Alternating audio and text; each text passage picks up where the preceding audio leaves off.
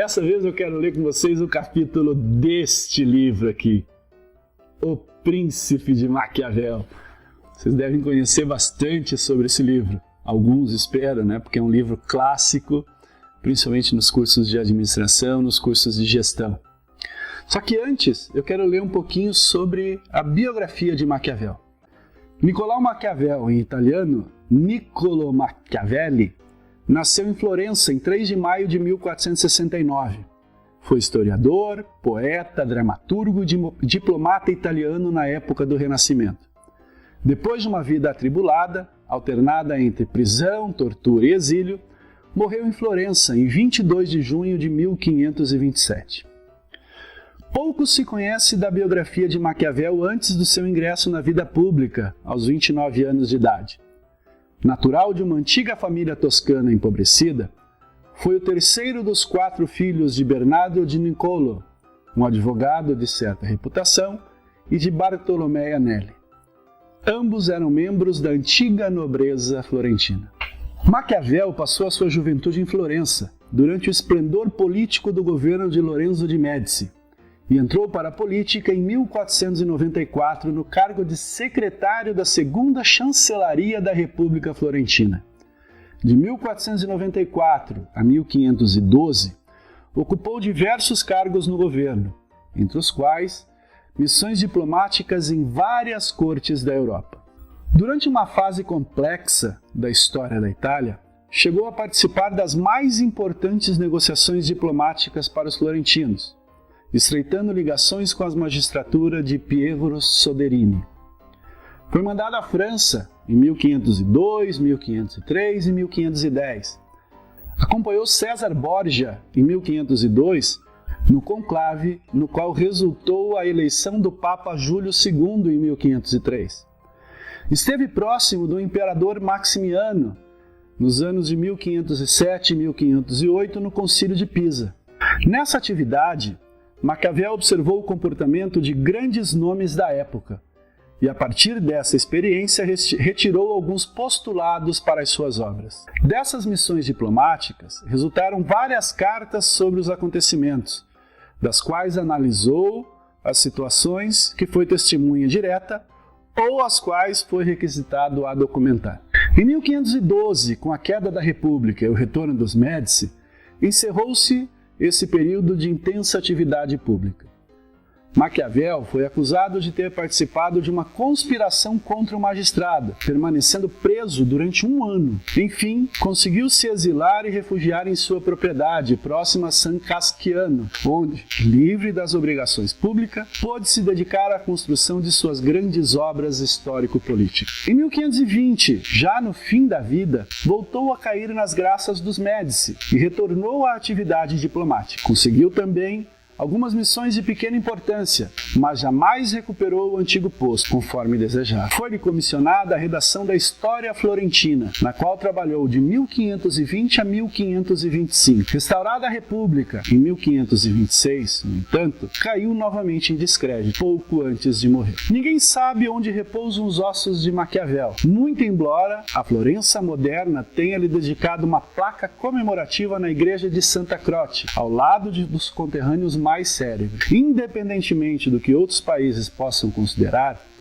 a Itália, ao prestar esse reconhecimento a Maquiavel, admite que descobriu em suas obras a ideia de sua unidade e os germes de seu renascimento entre as nações espanholas. Visto então um pouco sobre a história de Maquiavel, eu quero ler para vocês o capítulo 21 desse livro. Vamos lá. O tema do capítulo 21 é o seguinte: como deve proceder um príncipe para ser estimado? Diz Maquiavel: nada faz tanto um príncipe ser querido quanto as grandes empresas e o dar de si raros exemplos. Temos em nossos tempos Fernando de Aragão, atual rei de Espanha. A este se pode chamar quase príncipe novo, porque de um rei fraco tornou-se, por fama e por glória, o primeiro rei dos cristãos. E considerando-se as suas ações, parecerão todas grandiosas e algumas mesmo extraordinárias. No começo de seu reinado atacou Granada, e esse empreendimento foi o fundamento do seu estado. De início, ele o fez sem alarde e sem receio de ser impedido de tal. Manteve ocupadas nesse esse empreendimento as atenções dos barões de Castela, que, pensando na guerra, não cogitavam inovações. E ele, que por este meio adquiria reputação e autoridade sobre os mesmos, sem que de tal se apercebessem. Pôde manter exércitos com dinheiro da igreja e do povo, e com tão longa campanha, estabeleceu a organização de sua milícia, a qual depois tanto o honrou. Além disso, para poder iniciar maiores empreendimentos, servindo-se sempre da religião, dedicou-se a uma piedosa crueldade, expulsando e livrando de seu reino os marranos. Não pode haver exemplo mais admirável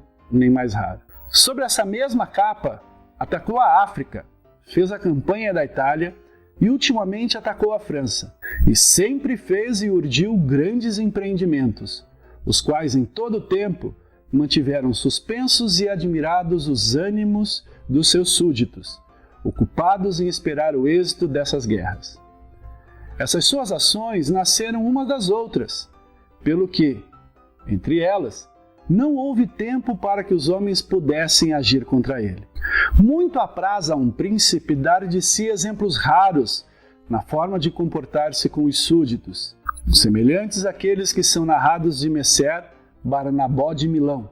Quando surge a oportunidade de alguém ter realizado alguma coisa extraordinária de bem ou de mal na vida civil, obtendo meio de premiá-lo ou puni-lo, por forma que seja bastante comentada. E, acima de tudo, um príncipe deve empenhar-se em dar de si, com cada ação, conceito de grande homem e de homem extraordinário.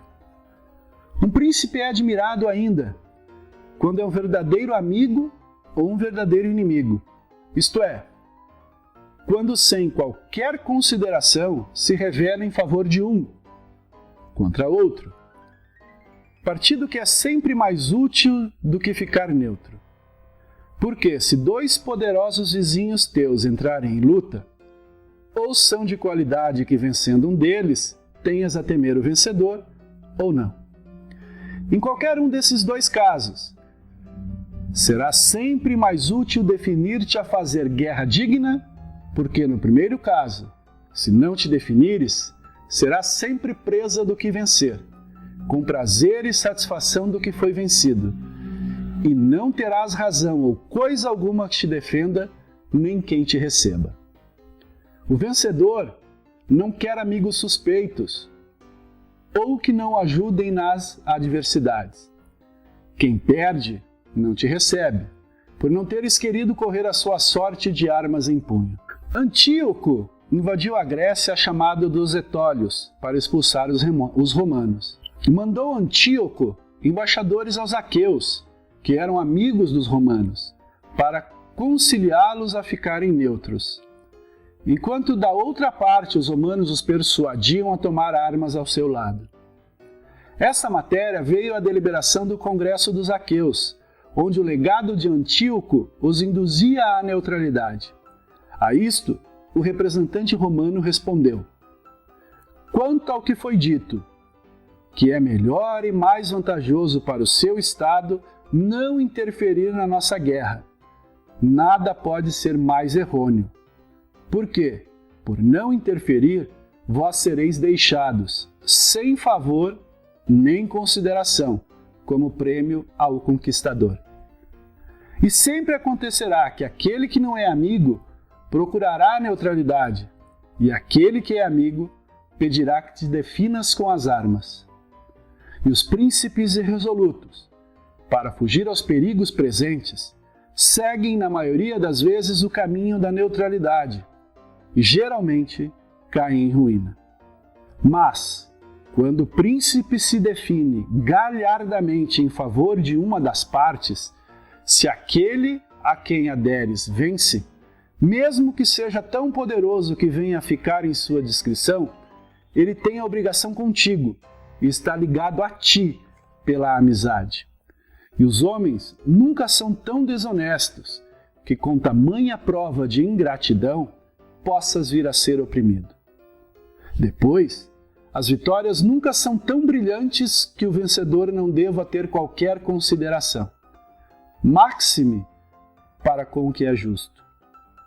Mas, se aquele a quem aderes perder, serás amparado por ele, e enquanto puder, ajudar-te-á, e ficarás associado a uma fortuna que poderá ressurgir.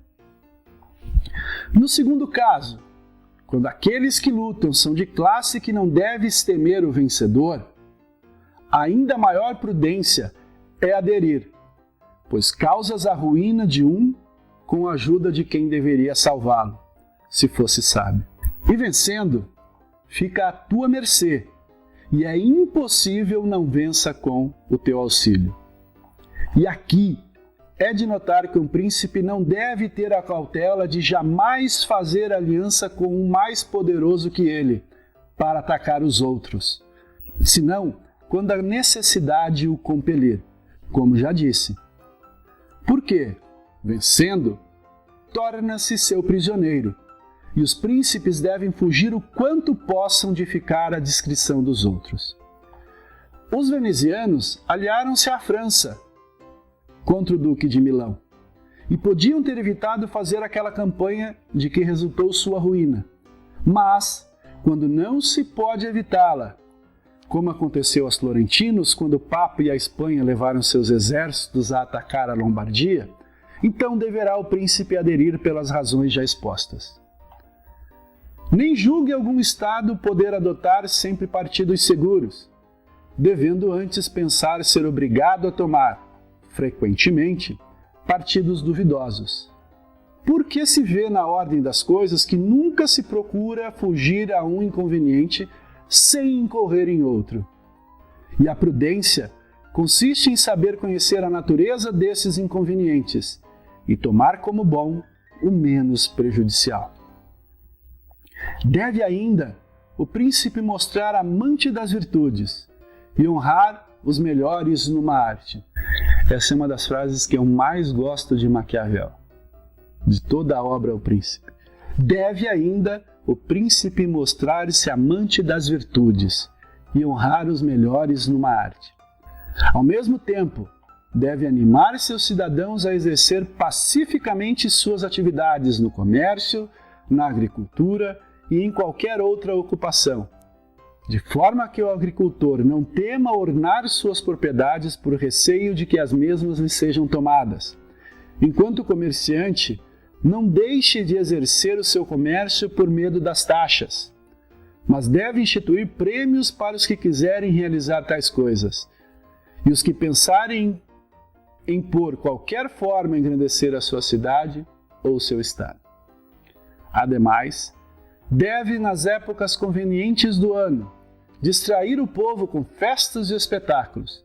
E aqui Maquiavel não está falando daquela história de pão e circo, tá? E por quê? Toda cidade está dividida em corporações de artes ou grupos sociais.